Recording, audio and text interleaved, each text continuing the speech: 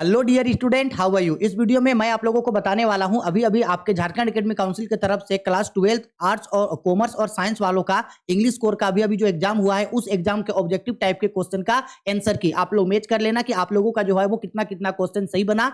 मैंने जितना आप लोगों को पढ़ाया था, जो आप लोगों को पढ़ाया था 100% एमसीक्यू वहीं से ही पूछा है। जो स्टूडेंट अच्छे से पढ़े थे, आई होप, पूरा मुझे विश्वास है कि आप सभी लोगों ने जो है वो जरूर 30 में 30 एमसीक्यू जो है वो सही मारा है। ठीक है, चलो अब एक एक करके हम लोग इसका आंसर क्यू को मैच करते हैं। आप भी मैच करते जाना कितना एमसीक्यू आप लोगों से सही बना है। ठीक है, देखो यहाँ पे लिखा गया है इंग्लिश का है, कॉमर्स और साइंस का, जेक बोर्ड का, और अभी अभी जो एग्जाम हुआ था कब भाई, 2024 में। चलो समय नहीं गवाते हैं, डायरेक्ट हम लोग इसका एमसीक्यू करते हैं। ठीक है, चलो आओ।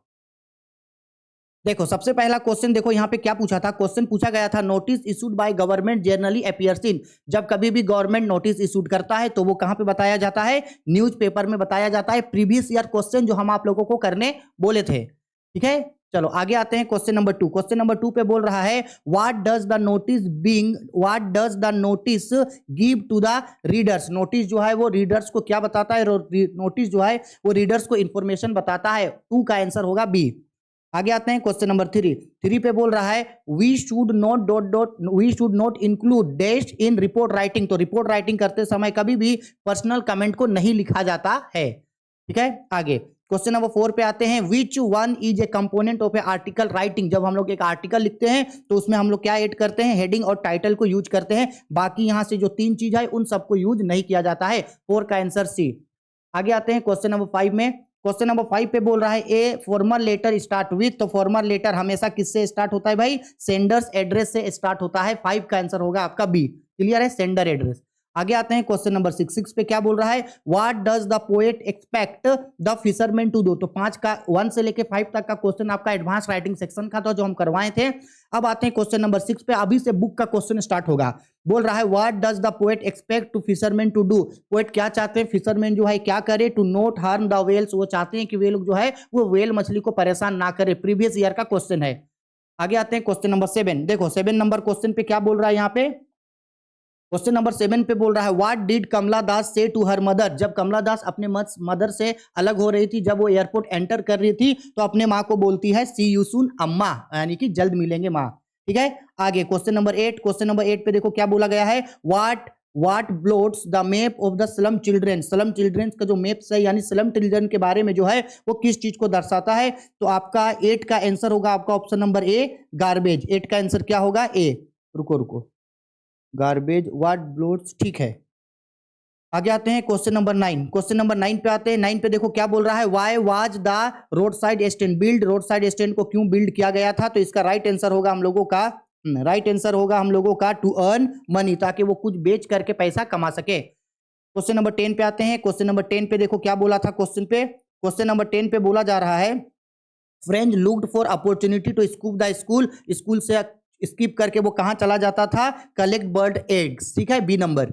आगे आते हैं क्वेश्चन नंबर, आते हैं हम लोग 11 पे। तो देखो 11 पे क्या बोल रहा है। 11 पे बोला the rag pickers have no identity but they have ration card. ठीक है, ये कल का जो एग्जाम हुआ था आर्ट्स का, उसमें भी ये क्वेश्चन पूछा था।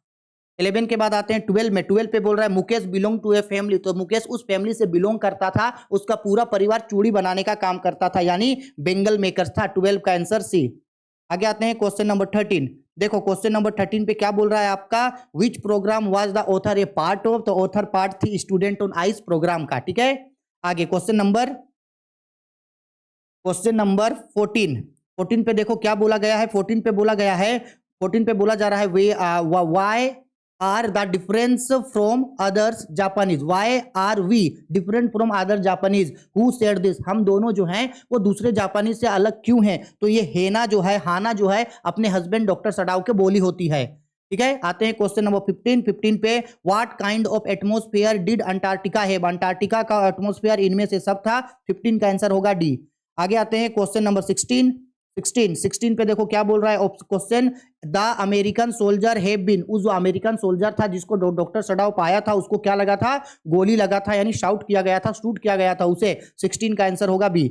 17 पे बोल रहा है who are Charlie's wife. Charlie के वाइफ का नाम क्या था, लूसिया। ठीक है, 18 पे आते हैं। 18 पे बोला गया है how old was the prince have been ridiculed the astrologer. तो उस समय प्रिंस जो है वो 10 दिनों का था जब उसके लिए भविष्यवाणी किया गया था। 18 हो गया। क्वेश्चन नंबर 19, चलो भाई क्वेश्चन नंबर 19 पे क्या बोल रहा है, what kind of person the Rogers mother in Joyce opinion, Joyce की ओपिनियन पे जो रोजर्स थी उनकी माँ किस तरीके से थी, तो विंग्ड एंड स्टूपिड, ठीक है, विंग्ड एंड स्टूपिड। आगे आते हैं क्वेश्चन नंबर 20, क्वेश्चन नंबर 20 पे बोल रहा है which story did mister Lamb narrate to Derry, mister Lamb जो है वो डेरी को कौन सा स्टोरी सुनाया था, वो स्टोरी सुनाया था द ब्यूटी एंड बीस्ट, ठीक है, 20 का आंसर डी। आगे आते हैं हम लोग क्वेश्चन नंबर 22, क्वेश्चन नंबर 21 पे क्या बोल रहा है आपका, the programme was the problem was faced by the Champaran indigo share croppers, तो उन लोगों को किस तरीके का प्रॉब्लम फेस करना पड़ रहा था, we are force to grow indigo, जबरदस्ती उन लोगों को जो है वो इंडिगो का खेती कराया जाता था। आगे आते हैं क्वेश्चन नंबर 22 पे बोल रहा है राजकुमार शुक्ला वाज, तो राजकुमार शुक्ला एक शेयर क्रोपर्स था, तो 22 का आंसर होगा ए। आगे आते हैं क्वेश्चन नंबर 23 पे देखो क्या बोल रहा है, 23 पे बोला जा रहा है आपका makeup room looked like a, makeup room किस तरीके का दिख रहा था, looking like hair cutting salon, ठीक है, 23 का आंसर होगा सी। 24 पे आते हैं, क्वेश्चन नंबर 24 पे देखो क्या बोला जा रहा है, बोला गया है the boy in A makeup room was जेलिस of हुम, यानी कि मेकअप रूम में वो जो लड़का था वो किससे जेलिस होता था, वो जेलिस होता था Subbu success and his closeness to the boss, 24 का आंसर डी। 25 पे आते हैं, Sophia best friend name, Sophia का बेस्ट फ्रेंड का नाम था जेंसी, 25 का आंसर सी, ठीक है। 26 पे बोला what kind of girl is Sophia, तो सोफिया जो थी वो डे ड्रीमर थी, यानी खुले आंखों से दिन में सपने देखा करती थी। क्वेश्चन नंबर 27 पे बोल रहा है बामा वाज या एन, बामा क्या थी, तो बामा एक तमिल दलित फैमिली से बिलोंग करती थी, ठीक है, तमिल राइटर थी वो।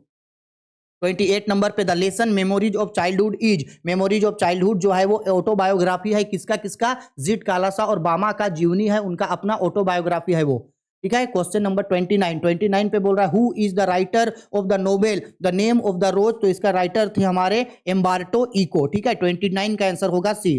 लास्ट क्वेश्चन 30 नंबर देखो, 30 क्वेश्चन पे क्या बोल रहा है, pan cake was a brand name of the makeup material, ये भी प्रीवियस ईयर क्वेश्चन में पूछा गया था।